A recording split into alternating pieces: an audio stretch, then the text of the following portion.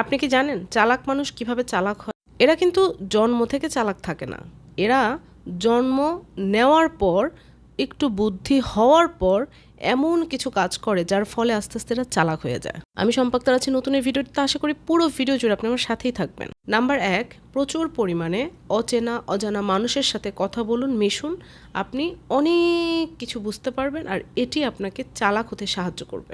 Number 2, প্রত্যেকটা বিষয়ে জানার চেষ্টা করুন। এতে করে আপনি অন্যের কৌশল সহজে ধরতে পারবেন। এটাও কিন্তু চালাক মানুষের আরেকটি বৈশিষ্ট্য। নাম্বার 3, কোথায় চুপ থাকতে হবে আর কোথায় কথা বলতে হবে এই বুদ্ধিটাও কিন্তু আপনাকে অর্জন করতে হবে, তাহলেও কিন্তু আপনি চালাক হতে পারবেন। নাম্বার 4, চালাক মানুষের আরেকটি বৈশিষ্ট্য হচ্ছে যে কোনো পরিবেশে এরা কী করে জানেন, নিজেকে মানিয়ে নেয়। নাম্বার 5, সত্যি যদি আপনি চালাক হতে চান তাহলে ভয় পাওয়া চলবে না, আপনাকে অনেক সাহসী হতে হবে।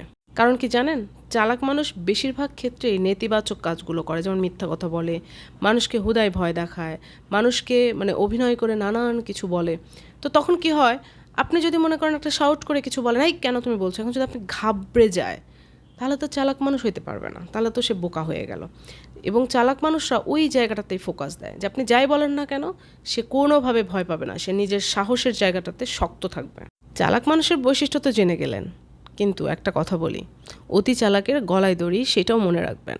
চালাক হয়ে অন্যের চালাকি ধরে ফেলাটা কিন্তু ভালো, কিন্তু চালাক হয়ে অন্যের ক্ষতি করাটা কিন্তু মোটেও ভালো না। একদিন শিয়ালের মতো এমন গর্তে পড়বেন আর উঠতে পারবেন না।